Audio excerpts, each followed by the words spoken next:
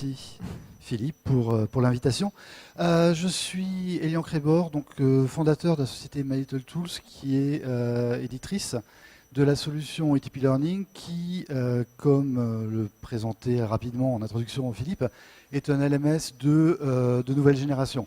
C'est-à-dire que contrairement à pas mal de solutions du marché, on s'est vraiment focalisé sur l'aspect digital et adaptive learning avec quelque chose qui est dans l'empathie. C'est-à-dire qu'on essaie vraiment de comprendre la problématique de nos clients, de nos partenaires clients, pour mettre en place un environnement immersif qui répond à leurs problématiques. Donc, étant donné qu'on travaille sur des secteurs très, très variés, on a vraiment un souhait de mettre en place des environnements qui vont répondre à des problématiques métiers, à des problématiques de population très très précises.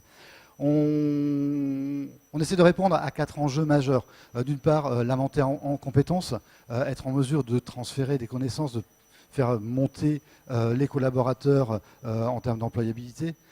Tout ce qui va toucher aux problématiques d'animation, avec en particulier des fonctionnalités très très simplifiantes pour que les formateurs puissent créer, déposer des contenus digitaux, des capsules pédagogiques de façon très très simplifiée, avec derrière un certain nombre de fonctionnalités technologiques qui permettent d'avoir des organisations assez poussées sous forme de matrices, de cubes, avec des algorithmes derrière qui vont permettre d'attribuer le bon contenu à la bonne personne au bon moment.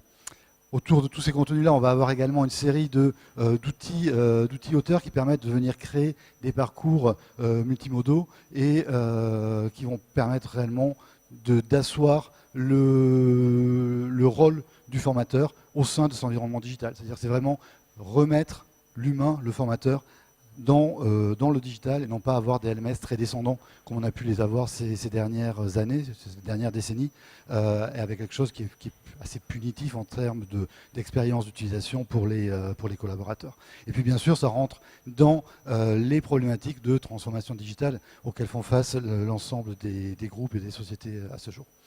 Donc en termes d'offres, on va avoir quatre grands axes sur lesquels on va pouvoir vraiment travailler cet environnement et cette possibilité de créer des portails formation, des environnements de formation pour les collaborateurs et de façon différenciée en fonction de leur profil RH par exemple. Donc première partie, ça va vraiment être tout ce qui va toucher au parcours personnalisable, au profiling, à la montée en compétences. C'est un petit peu ce que je disais en introduction, comment en quelques clics, sans passer par des formations de 3, 4, 5 jours pour maîtriser un logiciel auteur assez lourd, on peut créer un environnement qui va mixer du digital en pédagogie inversée par exemple, du synchrone avec du présentiel classique, avec des séances de webinaire, mais également tout ce qui va prendre part dans l'expérientiel, avec en particulier le côté social, avec les communautés d'apprentissage, avec les possibilités de s'appuyer sur tous les leviers des réseaux sociaux classiques, les recommandations entre pairs, les favoris, etc. Mais également avec tout un système de mentorat, de coaching, qui permet de basculer d'un côté les communautés d'apprentissage qui sont plutôt de l'apprentissage entre pairs, public entre guillemets, enfin, au sein d'une promotion, avec le tutorat, le mentorat qui est vraiment un échange 1-1 entre le coach et le formateur. Donc ça, c'est les enjeux. On va voir quelques exemples tout à l'heure qui sont très très forts, surtout en termes d'employabilité. C'est comment on peut reprendre des personnes en main et venir les guider pendant un certain temps de façon simplifiée, en s'appuyant sur les fonctionnalités digitales pour optimiser un petit peu les temps de production et de travail. Le second point, super important, c'est tout ce qu'on va appeler le studio intégré. Studio intégré, c'est la nouveauté sur la rentrée 2018, enfin septembre, pour nous. C'est l'intégration avec un certain nombre d'outils du marché pour faciliter encore plus le travail des formateurs. C'est-à-dire comment s'appuyer sur la pléthore d'outils magnifiques qui arrivent tous les jours pour créer des présentations. Vous connaissez sans doute tous Prezi, il y a des produits comme Beautiful AI par exemple qui sont très simples d'utilisation et qui permettent vraiment de créer des capsules pédagogiques qui vont être pérennes, puisqu'on va pouvoir vraiment les mettre à jour très très simplement, les référencer en quelques clic, voire en un seul clic dans la plateforme pour que ça soit indexé et que ça soit surtout réutilisable dans les parcours de formation que vous monterez. Donc ça, c'est un point qui est vraiment central dans notre offre, c'est arriver à sortir un petit peu de la prison du SCORM, arrêter d'utiliser uniquement des logiciels auteurs, que je ne citerai pas, mais qui offrent une facilité de création uniquement à des personnes qui sont expertes dans cette chose-là. C'est-à-dire que c'est vraiment un métier de construire des capsules pédagogiques, alors qu'on a aujourd'hui la possibilité de produire des infographies, de produire des quiz, de produire des présentations, des vidéos interactives de façon très très simple, et d'en refaire derrière des parcours performants. Troisième point, c'est ce centre de ressources. Donc toutes ces capsules qu'on crée, elles sont éventuellement effectivement référencées dans la plateforme. Et ce référencement, ça s'appuie vraiment sur des technologies puissantes, avec des moteurs de recherche full text, avec de la corrélation, c'est-à-dire des algorithmes d'IA qui permettent de retrouver des contenus qui viennent compléter ce qu'on est en train de voir. Donc tout ça se fait de façon automatisée, ce n'est pas un travail de maintenance derrière, c'est entre guillemets l'intelligence qui est derrière la plateforme qui permet de le mettre en place. Ça s'appuie également sur des algorithmes de clusterisation qui permettent à partir d'un profil apprenant de trouver des personnes qui lui sont proches et qui vont permettre de préconiser des contenus de façon pertinente. Et puis un quatrième axe, en termes d'accompagnement à la conduite de changement, à la transformation digitale, c'est tout ce qui va toucher à l'engagement des collaborateurs. Donc ça passe bien sûr par les principes de gamification, les badges de connaissances, l'ancrage mémoriel, type d'activité, etc. Ça passe également par cette envie dans la plateforme même de réintégrer l'humain, le collaborateur. Ça passe, on a en ce moment avec des phases expérimentales, avec des partenaires qui sont dans la salle par là, où vraiment on s'appuie sur ce que chacun a déjà réalisé pour pouvoir les mettre en avant, pour qu'eux-mêmes puissent prendre un petit peu le contrôle de comment la formation se diffuse, qu'ils puissent la préconiser, qu'ils puissent la ramener à des personnes et s'appuyer sur tous ces leviers directement. Je vous laisserai les slides, j'ai beaucoup parlé donc je ne vais pas les montrer. Simplement, avant de passer sur une phase réellement démo, je vous parlais tout à l'heure de la partie studio intégré, et c'est un point sur lequel je reviens, parce que c'est assez fondamental, c'est un petit peu la nouveauté à partir de la rentrée, c'est comment cet ensemble, alors, elles ne sont pas forcément toutes là, mais deux solutions qui sont des solutions accessibles à tout un chacun, qu'on peut prendre en main vraiment de façon très très simple, vont se retrouver facilement intégrables dans l'outil, dans la plateforme Tipeee. Donc, avant de passer sur la démo, en quelques secondes, on travaille avec pas mal de grands comptes. On existe depuis une petite dizaine d'années avec une grosse accélération ces 2-3 dernières années. On a globalement quatre axes sur lesquels on travaille. Un premier axe qui est tout le secteur industriel. En particulier, on travaille avec Total, avec Engie, avec ce genre de grands comptes. La partie retail qui devient de plus en plus importante dans l'activité de développement d'ITP parce que ça permet ce rapprochement de plus en plus important entre la formation, le RH et le client final, avec des problématiques du GC, de User Generated Content par exemple, de préconisation, de mise à disposition de contenu directement, non plus à des collaborateurs, mais à des populations de clients finaux. Toute une partie autour du secteur financier, du secteur assurance, retraite, etc. Et puis enfin le dernier, le monde de la formation, et en particulier des OPCA avec lesquels on a des partenariats assez importants. Je pense à l'UNIFAF, je pense à Opcalia, je vous montrerai très rapidement dans quelques instants un projet assez plaisant qu'on a pu mener avec Opcalia sur la reconversion de sportifs de haut niveau. Voilà, donc...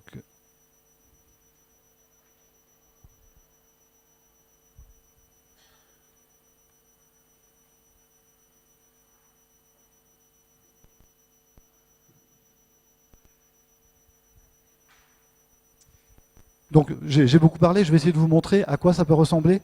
Donc je vais faire défiler, sans forcément rentrer en termes de fonctionnalité dans tous les projets, mais pour vous montrer déjà que même si on est un LMS, donc une solution logicielle, une plateforme logicielle, on essaie vraiment d'avoir une approche qui est web, qui est responsive et qui permet d'avoir une expérience utilisateur plaisante. C'est-à-dire qu'on ne va pas avoir de back-office un petit peu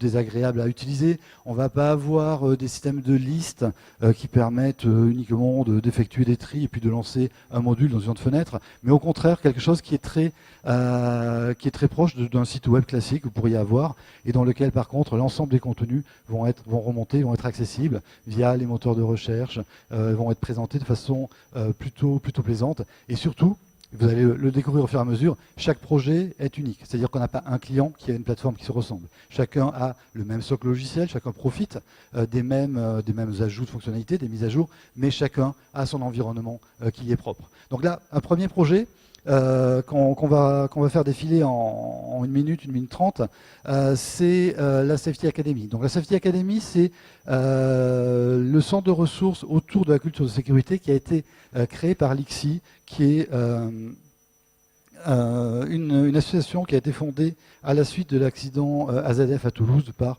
une série de grands comptes dont vous voyez les noms ici. Donc leur besoin, ça a été vraiment de mutualiser leur savoir, l'état de l'art, pour pouvoir se positionner sur 4 grands besoins. Le premier besoin, c'est un besoin de la création même de l'ICSI, de la demande de l'État, faire de l'évangélisation, de la vulgarisation sur ce qu'est la culture de sécurité, ce qu'est la sécurité dans le milieu industriel, pour que chacun puisse s'y retrouver.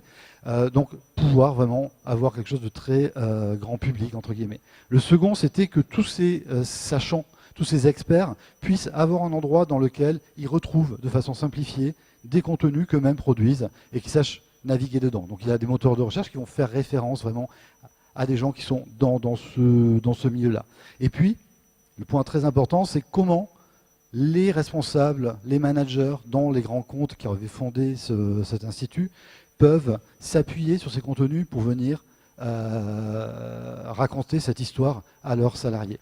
Et enfin, comment les formateurs vont pouvoir s'appuyer sur cette plateforme pour récupérer des contenus déjà préexistants, enfin mis en place par l'ICSI, pour pouvoir les déployer, les recontextualiser et les mettre à disposition chez eux. Donc concrètement, ça veut dire que sur la phase grand public, puisqu'elle est, je vous disais, c'est une des missions, si vous allez sur Google, que vous tapez Safety Academy, vous tomberez dessus, vous allez pouvoir naviguer. Il y a environ 30% du catalogue de formation qui est accessible en libre accès, et vous allez pouvoir naviguer sur des thématiques aussi abstraites que la culture de sécurité ou le leadership en culture de sécurité, ou la différence entre les risques majeurs et les risques psychosociaux. Donc c'est pas forcément un sujet facile d'abord, et c'est pour faire face à ça que ils ont développé vraiment des animations, des stop motion, etc., très didactiques.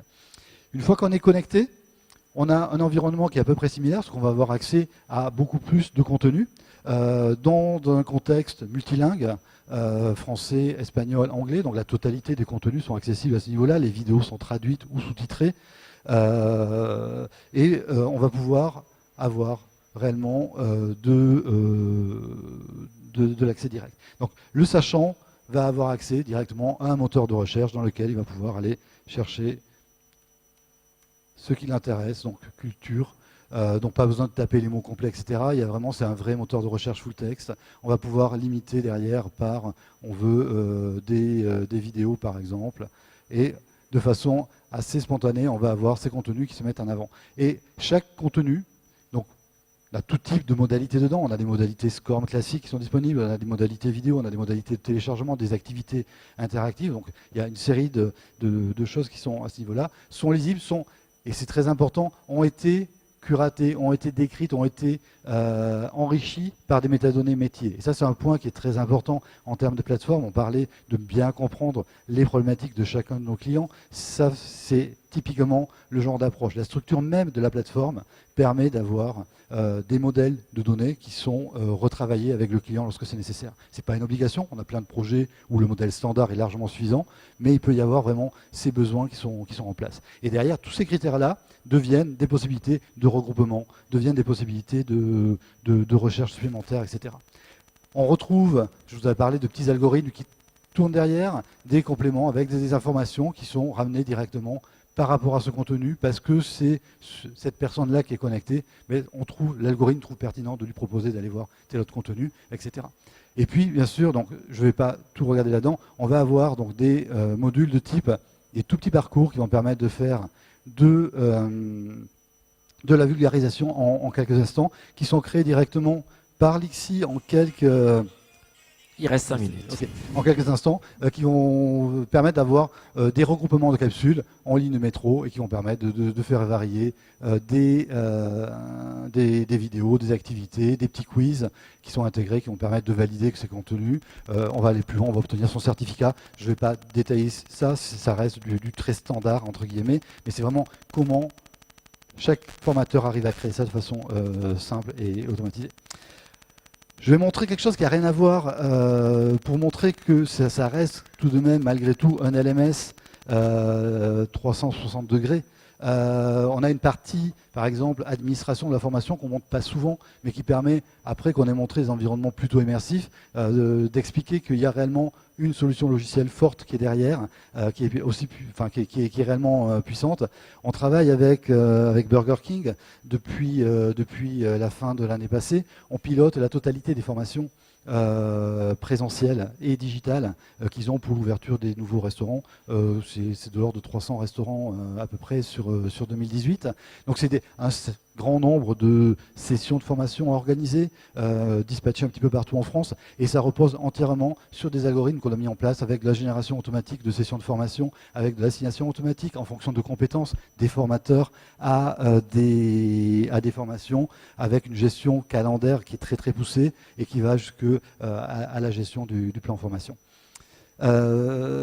Un autre exemple en 2 secondes, c'est le groupe BPCE, la partie Executive Forum, c'est une corporate academy à destination des top managers, où là on va être sur de la culturation au digital, sur de la veille digitale, et on va retrouver de nouveau des environnements dans lesquels, de façon immersive, on va remonter en fonction du contenu, en fonction de la personne connectée, des attentes qu'elle peut avoir, avec des regroupements thématisés très forts sur les thématiques demandées, puisque chacun va pouvoir faire des demandes directes avec des workflows de validation par les administrateurs derrière, et pouvoir avoir des données sur de la cybersécurité, etc. par exemple. Ce projet est intéressant. On a parlé très rapidement de User Generated Content tout à l'heure. Depuis plus d'1 an et demi déjà, sur l'Executive Forum, chaque dirigeant, chaque N-1 de dirigeants a la possibilité de créer du contenu, de le proposer. Et après un circuit de validation, un workflow de validation, ce contenu intègre automatiquement la plateforme. Et c'est quelque part le cercle vertueux qu'on cherche tous à obtenir qui se met en place. Parce qu'il ne me reste que 2 minutes, je vais basculer sur une démonstration en 2 secondes de...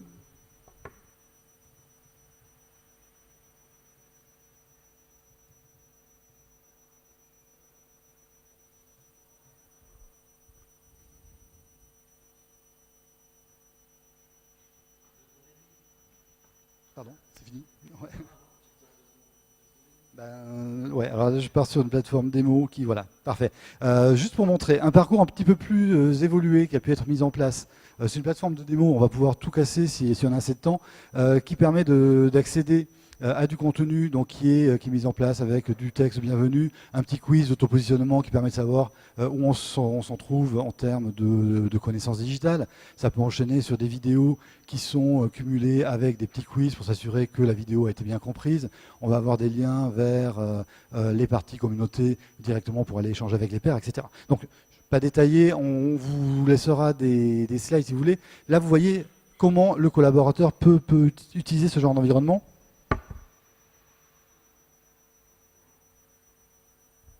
Et donc là, le but, c'est de vous montrer comment un auteur va pouvoir créer ça un petit peu de la même façon. Première chose, vous vous rendez compte que l'auteur, lorsqu'il rentre, a une vue qui est très très proche de ce que l'utilisateur, le collaborateur peut voir également. Donc là, je suis auteur de ce parcours qu'on voyait tout à l'heure, j'ai accès vraiment à quelque chose qui est très simple dans lequel je vais pouvoir aller remplir. Et donc ça prend vraiment quelques instants, mettre un titre, mettre des descriptifs, aller chercher mes illustrations, etc. Ça va me créer mon contenant dans lequel je vais pouvoir pousser les modalités, créer des modalités interactives de façon simplifiée. On va créer un squelette, on va y pouvoir y rajouter des badges de progression, des badges de connaissances. Donc ça, je ne vais pas trop rentrer dedans. On va, lorsqu'on rentre dedans, voir le parcours tel qu'il se construit en mode WYSIWYG, comme on disait il y a quelques années. C'est-à-dire que c'est what you see is what you get. C'est-à-dire au fur et à mesure qu'on crée, on sait ce que l'apprenant va voir. On peut basculer en mode responsive, etc. Donc il n'y a pas de surprise derrière pour la diffusion finale. Et on va pouvoir, de façon simplifiée, aller rajouter ou éditer ces contenus. Donc éditer ces contenus, c'est quoi? C'est de nouveau des choses très très simples. On va intégrer des vidéos, on va rajouter des quiz qu'on a avec le petit outil auteur qui permet de les créer derrière. On va choisir, on veut qu'il y ait des prérequis, des questions aléatoires, etc. On va pouvoir dire est-ce qu'on veut ou pas associer des activités synchrones ou des activités communautaires. Pour l'auteur, c'est une case à cocher, rien de plus. Derrière, ça se paramètre de façon automatisée. Donc ça, c'est un point qui est fondamental parce que c'est 2 à 3 heures de formation pour prendre en main l'outil et pas plus. Et derrière, tous nos clients sont 100% autonomes pour le faire. Et surtout, le point fondamental, je vous ai parlé de toutes ces capsules qu'on peut créer avec des solutions tierces, qu'on peut produire tout seul. On va regarder par exemple une vidéo interactive produite avec H5P par exemple. Et c'est la dernière qu'on Et c'est la dernière, c'est vraiment 30 secondes. Donc, c'est une vidéo interactive que j'ai retrouvée dans le centre de ressources, donc qui est accessible, qui est référencée, qui est taguée, etc. Cette vidéo, on peut la lancer, c'est pas l'objet ici. Je suis formateur, j'ai besoin de l'utiliser dans cette formation d'acculturation au digital que je voyais tout à l'heure. Parce que je suis en mesure de faire mon marché dans ce centre de ressources, je vais pouvoir recréer très très simplement ces contenus. Et là, j'ai simplement besoin de passer par ce petit bouton qui va me dire, ben voilà, tu es auteur de X parcours, dans quel parcours tu veux utiliser ce contenu. Donc là, je prends la transformation digitale qu'on regardait tout à l'heure. On va me demander dans quelle section, dans quel chapitre, on avait 4 chapitres tout à l'heure, je vais l'utiliser. Ben, je vais le mettre dans la transformation digitale et c'est tout ce que j'ai à faire. Et là, automatiquement, dans mon parcours, cette vidéo interactive est intégrée et mon parcours va se construire au fil de l'eau de cette façon-là. Créer un parcours d'1 heure, à partir du moment où on a des capsules qui sont référencées, qui sont bien stockées, ça prend 30 minutes, ça prend 40 minutes. C'est pas plus compliqué que ça. C'est-à-dire que chaque formateur est en mesure, pour animer une formation présentielle, de réellement travailler sa pédagogie inversée par rapport à tout le contenu qu'il a pu préparer à l'avance. Il va pouvoir le recontextualiser en fonction du client avec lequel il va travailler. Et bien sûr, ces contenus que je mutualise, donc qui sont partagés par mon ensemble, ma batterie de formateurs, je ne vais pas pouvoir les modifier puisqu'ils sont mutualisés, mais je vais pouvoir leur ajouter de nouveau mes activités synchrones, mes activités communautaires, rajouter des petits quiz dessus, etc. C'est-à-dire que je sépare réellement l'utilisation de la capsule avec ce que j'en fais pédagogiquement dans le parcours. Et ça va vraiment permettre de basculer dessus. Et puis Et puis merci. Juste en une demi-seconde, et je promets que là je ferai moins de questions, je voulais juste montrer la vue instructeur qui est importante. On a parlé de l'auteur. Le formateur n'est pas oublié, a lui aussi toute une phase de reporting qui est disponible et qui lui permet de voir le suivi de sa promotion, de pouvoir zoomer individuellement sur chacun des collaborateurs qui pilotent, d'avoir des métriques de tests, etc. Merci beaucoup. Merci à toi. Je comprends la difficulté de